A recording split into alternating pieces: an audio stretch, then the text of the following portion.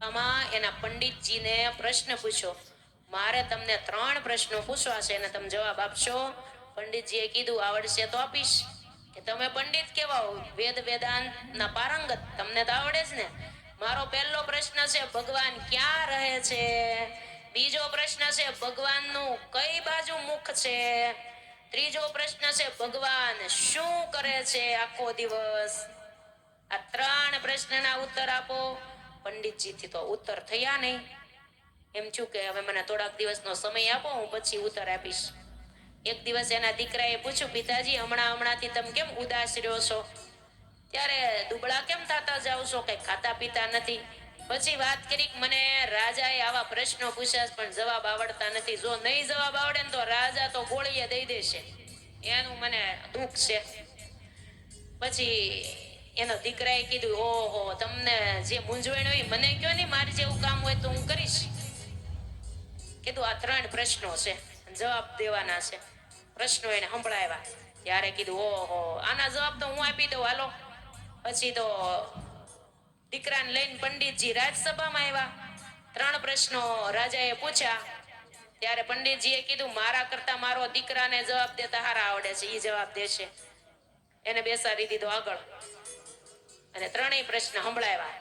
ત્યારે એના દીકરાને પૂછ્યું કે આ રીતે મારા 3 પ્રશ્નો છે, એના ઉત્તર આપો. તે કે જો મારે પેલા એક હું કહું એમ કરવું પડે, જવાબ તો દઉં.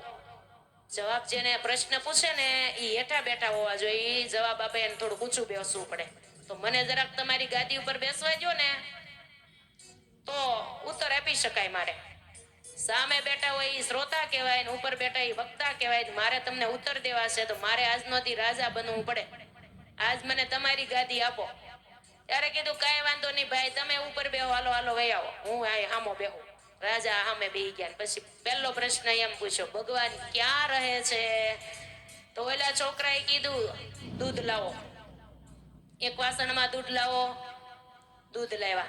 પછી આમ બધાને વચ્ચે આમ બતાવ્યું, જુઓ આની અંદર ઘી ક્યાં છે? દૂધમાં. બોલો, ઘી કઈ જગ્યાએ છે? ગોતી દો. રાજા કે એમ થોડું જડે ઘી, એ તો અણુ અણુ હોય. ઘી તો દૂધના અણુ અણુ પીડ્યું છે. બસ એ જ જવાબ છે. ભગવાન ક્યાં છે? ભગવાન અણુ અણુમાં છે. આ મારા પ્રશ્નોનો ઉત્તર. જલે વિષ્ણુ સ્થલે વિષ્ણુ, વિષ્ણુ પર્વત મસ્તકે, જ્વાલા માલા કુલે વિષ્ણુ, સર્વ વિષ્ણુમયમ જગત. આખું જગત ભગવાનમય છે. આ રાજા કે વાહ વાહ, બહુ સરસ. પ્રશ્નોનો ઉત્તર સરસ આપ્યો. હાલો બીજો પ્રશ્ન, ભગવાનનું મુખ કઈ તરફ છે? દીવો લાવો. પ્રગટાવેલો દીવો લાવ્યા. પછી આમ દીવો રાખ્યો. બોલો રાજા સાહેબ, આ દીવાનું મોઢું કઈ બાજુ છે? તે કે ઈ કેમ કહી શકાય? એ તો ચારે કોરે મોઢું જ હોય, મોઢું એક કોર ન હોય. દીવો એટલે દીવો, ચારે બાજુ એનું મોઢું. બસ એનો જવાબ ઈ છે, ભગવાનનું મુખ ક્યાં છે એ આપણે ન કહી શકાય. સર્વત્ર ભગવાન છે તો પછી મુખે એનું સર્વત્ર હોય, એક ઠેકાણ ન હોય. ભગવાન સર્વત્ર છે તો એક બાજુ થોડું એનું મુખ હોય. સહસ્ત્ર શીર્ષા ભગવાન છે. આપ્યો ને સરસ જવાબ.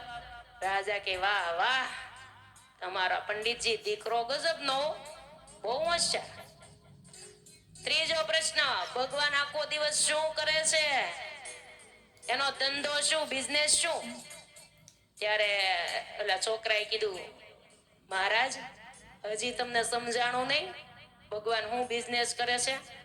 ભગવાન આ બિઝનેસ જ કરે છે. રંક ને રાજા બનાવે ને રાજા ને રંક બનાવે, આ ધંધો ભગવાનનો છે. તમને નો રંક બનાવી દીધા, હેઠા બેહાર દીધા, મને ઉપર બેહાર દીધો. આ કામ ભગવાન કર્યા કરે છે આખો દી. આમ અહંકાર હોય એનો અહંકાર દૂર કરવાનું કામ ભગવાન કરે છે. અભિમાનીના અભિમાનો ઉતારે છે. આ ધંધો ભગવાનનો રોજનો છે. આટલા 3 જવાબ આપ્યા ને ત્યાં તો રાજા ઉભા થઈ ગયા. ઓ બેટી પીડ્યા, ઇનામના ઢગલા કરી દીધા. ધન્યવાદ ધન્યવાદ, માયગા ઇનામ આપ્યા. આવી રીતે